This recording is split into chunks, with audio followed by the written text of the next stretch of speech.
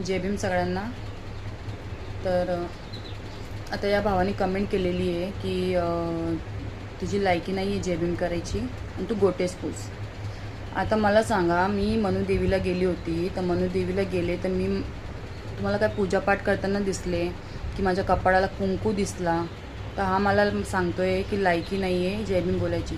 तुझी लायकी आहे का माझ्या कमेंटमध्ये येऊन भुंकायची? काय रे कुत्र्या, बोलायच्या पहिले 10 वेळा विचार करत जा, कळलं ना?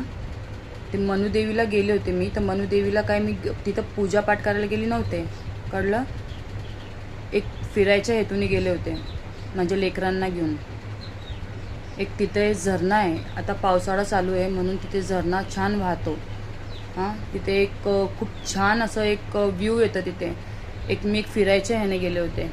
आणि तू कोण होतंस मला बोलणारा? जय भीम बोलू नको. जय भीम तर मी बोलणारच, आणि ते पण मरूस तर बोलणार जय भीम, कळलं ना? खूपशे कमेंट्स येत आहेत मला आणि मेसेज पण येत आहेत की तुम्ही मनुदेवीला गेले तर तिथं जय भीम कशाला बोलताय, मनुदेवीला जाऊन तुम्ही जय भीम बोलताय, जय भीम आहात तर मनुदेवीला कशाला गेले. अरे ते माझा प्रॉब्लेम आहे, मी कुठं पण फिरेल, कळलं ना? मी कोणाचं मन दुखवणार नाही आहे, पण मी माझ्या स्वार्थासाठी मी कोणाच्या धर्माला ठेस नाही ना पोचू शकत. आपण असं कोणाच्या मनाला ठेस नाही पोचवत, आणि मी तर नाहीच करत तसं, कळलं ना? गेले होते एक फिरायच्या हेतूने गेले होते, आणि तू तुझ्या लायकीत राहा, कळलं ना? मला जिथे जायचं आहे मी तिथे जाईल, फिरेल वगैरे सगळं करेल, आणि मी तिथे जय भीम पण बोलेल. मला जय भीम बोलायला लाज नाही वाटणार. आणि आज पण माझे खूपशे मैत्रिणी आहेत हिंदू धर्माचे की ते पण बुद्धविहारामध्ये येतात. तर मी तिथे काही पूजापाठ करायला गेले नव्हते. आणि तुला कोणत्या व्हिडिओमध्ये माझ्या कपाळाला कुंकू दिसला की मी पूजापाठ करताना दिसले तुला, हे तरी सांग मला. कमेंटमध्ये यायच्या अगोदर ना 10 वेळा विचार करत जा, कळलं ना?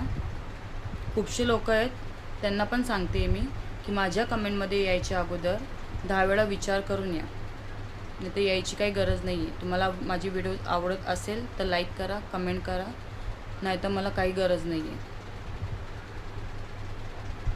आपलेच लोक अशी करतील, दुसऱ्यांची आपण काय अपेक्षा करू शकतो सांगा बरं? आणि हेच कारण आहे बरं, जे धर्मात जातीवाद होतात ना, जातीवादावरून भांडण वगैरे होतात ना, हे याच लोकांमुळे होतात. कोणाला पुढे जाऊ देणार नाही, फक्त चुका काढतील, स्वतःच्या चुका नाही बघतील, पण दुसऱ्यांच्या चुका पहिले काढतील. आणि लायकीत राहतो, तुझी लायकी काढायला मला मजबूर करू नको. आणि तिथे पण मी जय भीम बोलते, तर मला लाज नाही आहे कुठे जय भीम बोलायला, कळलं ना? कारण मी जय भीमवाली आहे. मी कुठे पण जय भीम बोलेल, आणि ते पण मरूस तर बोलेल जय भीम, कळलं ना? आणि जे माझे व्हिडिओजला छान कमेंट्स करतात आणि लाईक करतात, शेअर करतात आणि छान कमेंट्स वगैरे करतात, त्यांच्यासाठी मनापासून धन्यवाद. आणि पहिली गोष्ट तर अशा लोकांसाठी मी माझं मन दुखून घेत नाही. कोणी काही बोलो मी इग्नोर करते, कारण मला माहिती आहे मला काय करायचं आहे आणि काय नाही, ठीक आहे ना?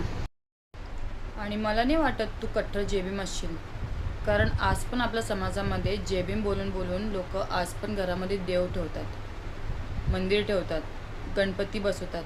मी कोणाच्या धर्माला ठेस नाही पोचवते, पण एक सांगते, आणि तू मला तर वाटतं तू त्यातलंच असशील, तू पण त्यातलंच असशील, आणि तू पण तसंच करत असेल, म्हणून तुम्ही आज हा कमेंट केला आहे, कळलं ना? नमो बुद्धाय, जय भीम.